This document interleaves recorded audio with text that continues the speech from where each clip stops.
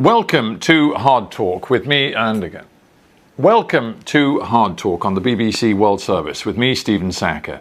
My guest today swapped an academic career in the law for a high-profile government position and is now feeling more political heat than he could possibly have bargained for some 3 years ago. ጢሞጢዮስ was appointed Attorney General by Ethiopia's Nobel Peace Prize-winning Prime Minister Abiy Ahmed. At the time, the Ethiopian government was making much of its commitment to modernization and national reconciliation. Today, that agenda seems to have been overtaken by events. Notably, an intensifying internal conflict in the north of the country, which could, if not halted, threaten the very unity of the country. Last November, the Ethiopian army moved into the northern region of Tigray to remove the regional government led by the Tigray People's Liberation Front, the movement which dominated the national government for decades before the current PM came to power. The result? A bitter conflict in Tigray, which has now spilled into the neighbouring regions of Amhara and Afar, and it's drawn in forces from neighbouring Eritrea in support of the Addis government. Thousands have been killed. There's disturbing evidence of atrocities committed on both sides, and the fighting has left hundreds of thousands facing the very real threat of famine. A couple of years ago, the Ethiopian government was basking in the warmth of international approval. Now its handling of this internal conflict is prompting accusations and condemnation. What went wrong? Well, ጢሞጢዮስ joins me now from Addis Ababa. Welcome to Hard Talk. Thanks for having me. Now, when we last spoke to each other nearly 9 months ago, you seemed very confident that your government was about to crush the forces of the Tigray People's Liberation Front. Are you now prepared to say that your government strategy has gone disastrously wrong? Mr. Sacker, as I have stated back then, we are in a position to retake Mekelle, and we are able to finalize the initial phase of the operation within a matter of 3 weeks.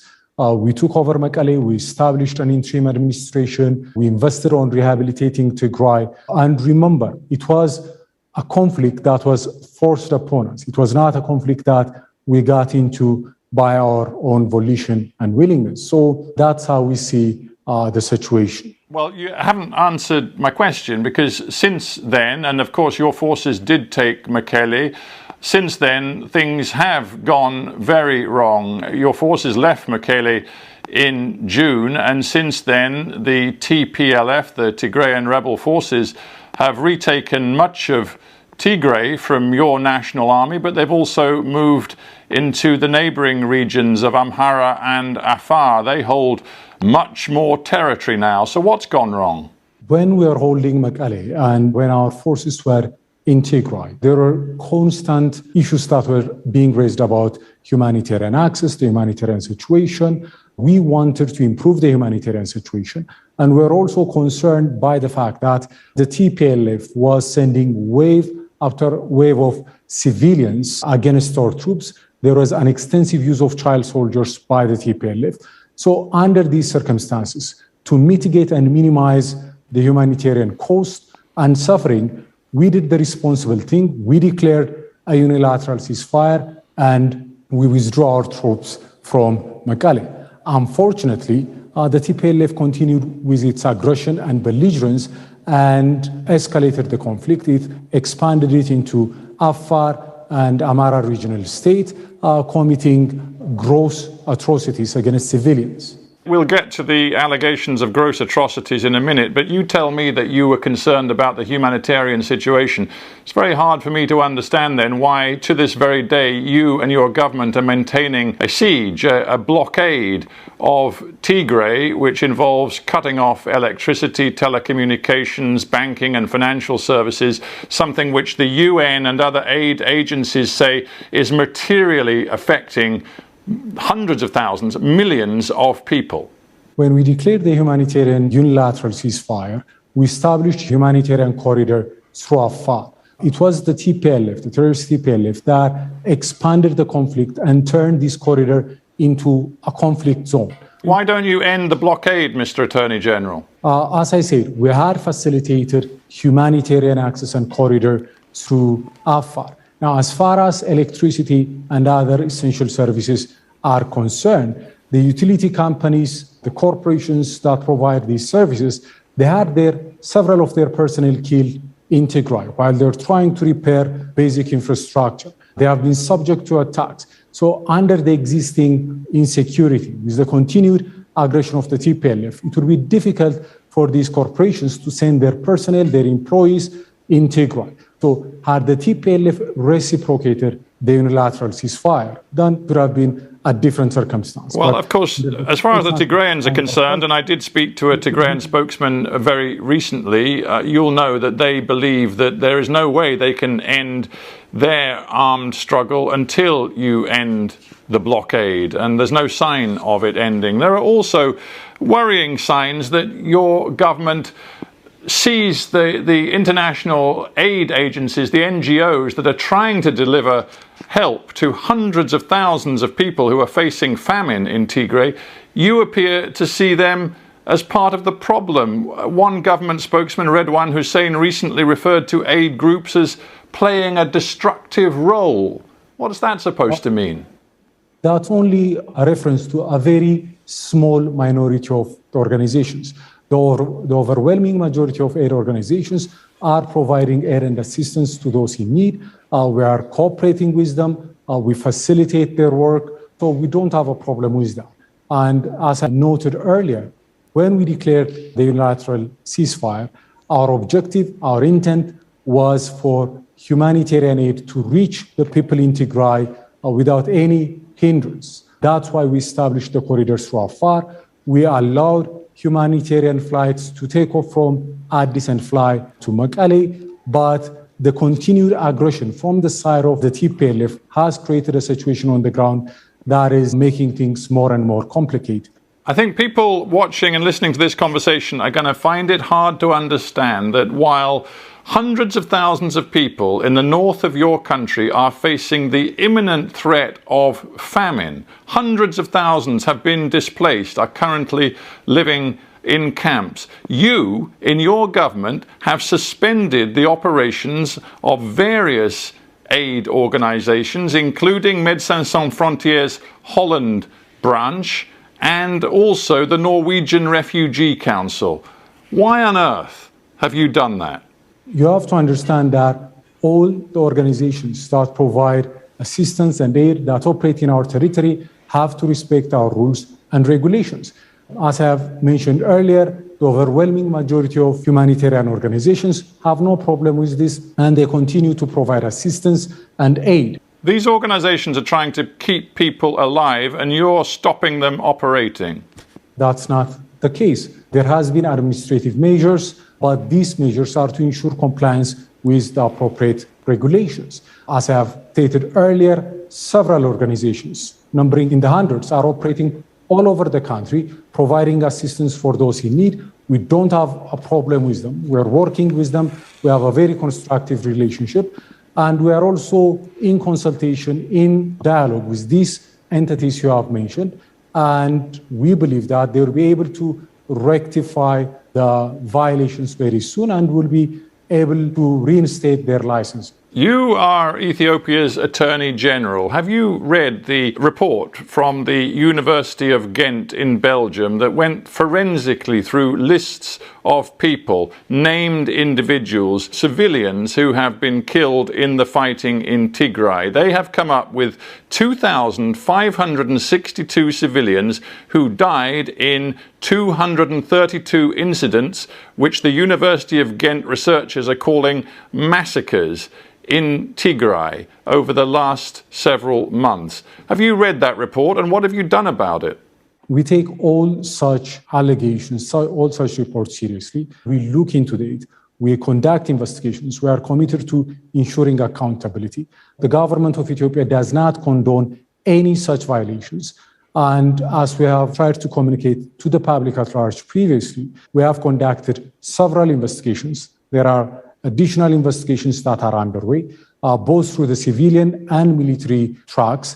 And whenever we identify perpetrators, To the extent we find these kind of reports credible, we take measures to ensure accountability. Amnesty International have released a report this month, again using more than 60 testimonies from eyewitnesses, which they say provides overwhelming evidence of systematic sexual abuse, rape, and other terrible forms of sexual abuse carried out by Ethiopian army forces in Tigray since the beginning of this conflict. When you talk about justice and accountability, what have you done about that? We are conducting and we have conducted investigations. We have several of our own soldiers responsible. Many have been court-martialed. There are ongoing investigations. These are things we take seriously. We don't condone this kind of behavior. We don't tolerate this kind of human rights violations. But I must also point out that some of these reports you have mentioned, there is a tendency to sensationalize. There is a tendency to draw very sweeping conclusions that are not supported by the extent and scope of the investigation. Some of them have also adapted methodologies that we think are rather flawed.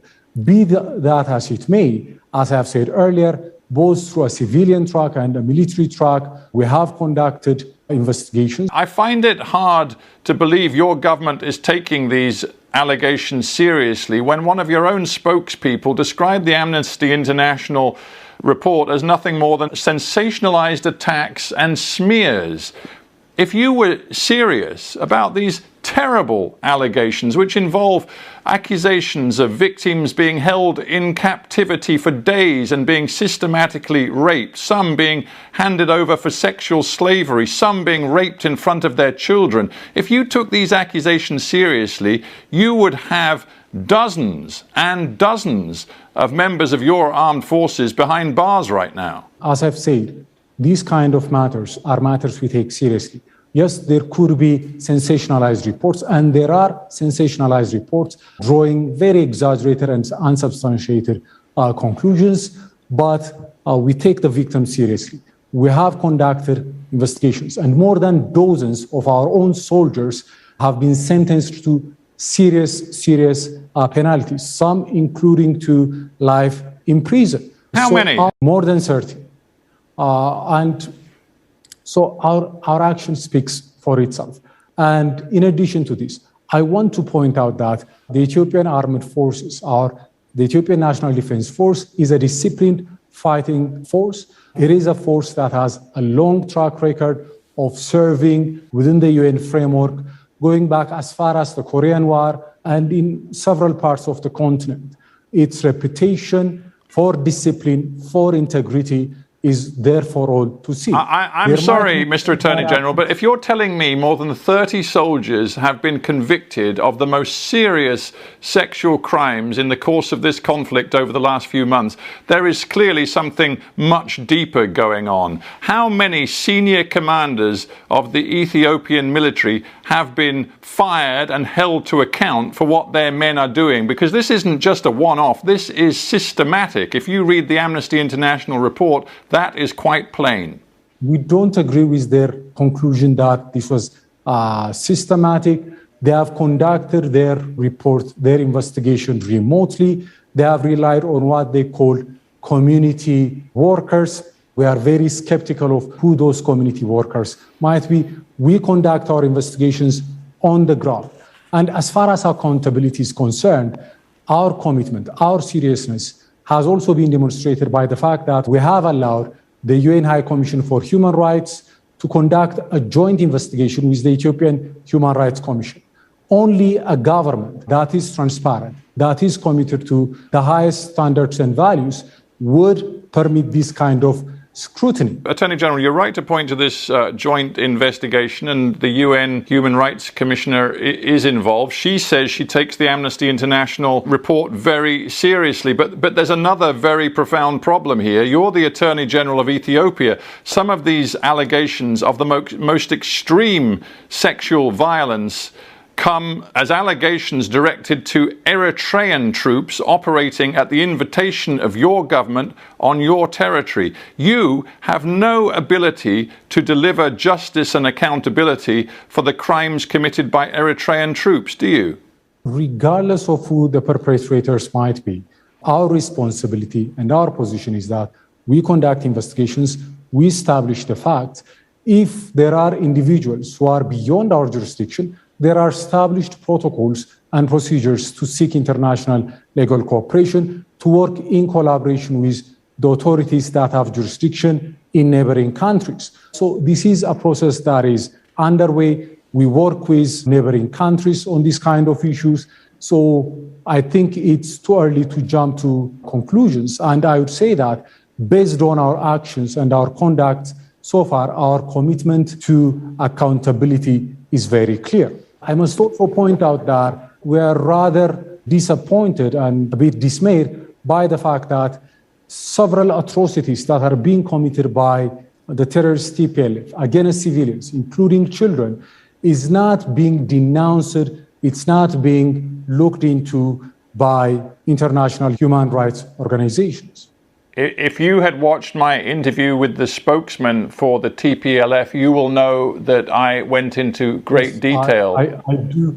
I would like to acknowledge that, and I do recognize that. Thank you. It's important that we challenge both sides in this conflict.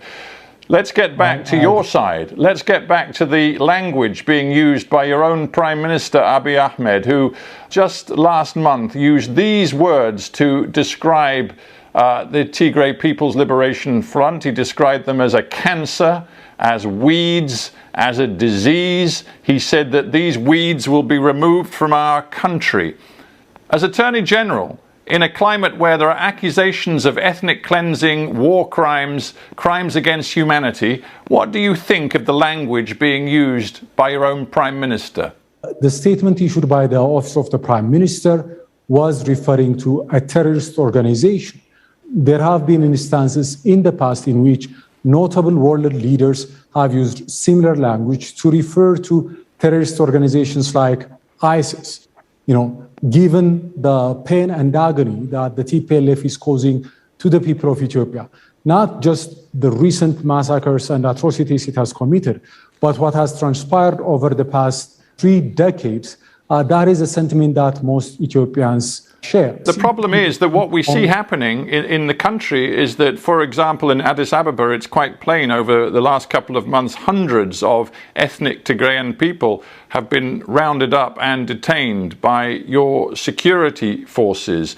We see, in reaction, the American USAID chief, Samantha Power, saying dehumanizing rhetoric hardens tensions and can historically accompany ethnically motivated atrocities. Do you understand why the international community is increasingly concerned by what they see and hear coming from your government? The TPLF has legitimately been designated as a terrorist organization by our parliament. Anyone who supports, provide material assistance or sponsors this kind of organization would have to be held accountable.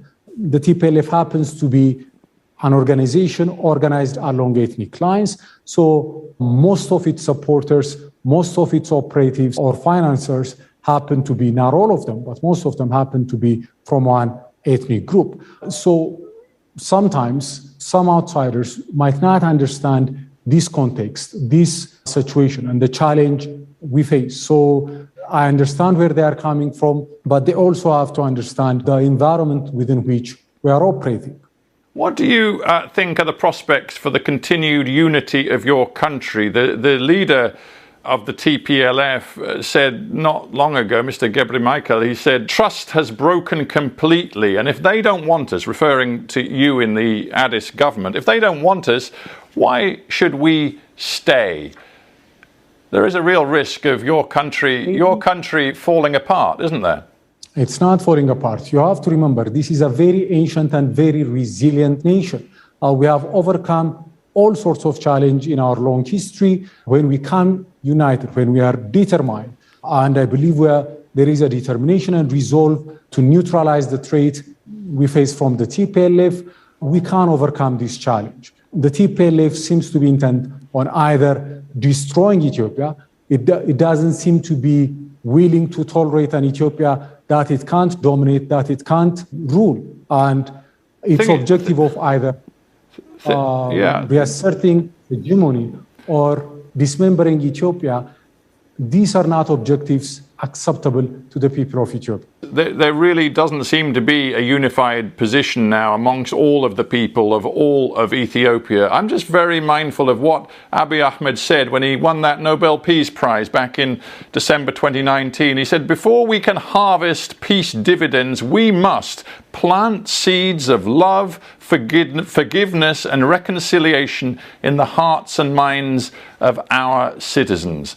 Very far from love, forgiveness and reconciliation, your government right now seems intent on crushing the Tigrayan rebels, eliminating the so-called cancer, and that doesn't sound like love, reconciliation and forgiveness. We have practiced forgiveness, we have practiced reconciliation. I mean, when the new administration came to power, the sins and transgressions of the TPLF were forgiven. The TPLF was given an opportunity to be part of the body politic of the Ethiopian state, despite the gross and systematic human rights violations and misrule.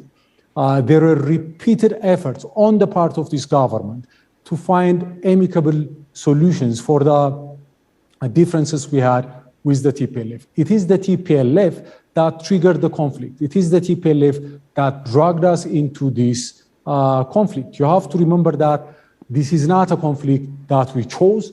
It is a conflict that has been imposed upon us when the TPLF attacked the Northern Command. But there is no military solution, is there, Mr. Attorney General? In the end, this will have to be resolved through dialogue and compromise. And right now, your government isn't talking the language of dialogue and compromise.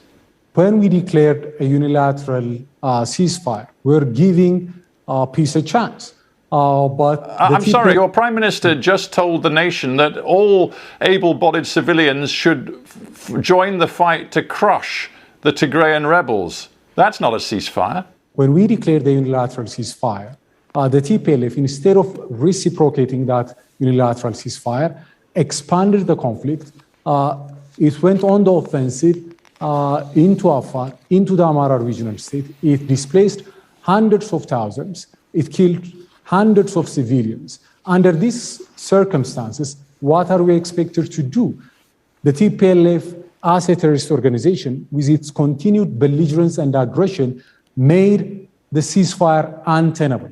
Under these circumstances, we have a right and responsibility to defend our population, and that's what we're doing.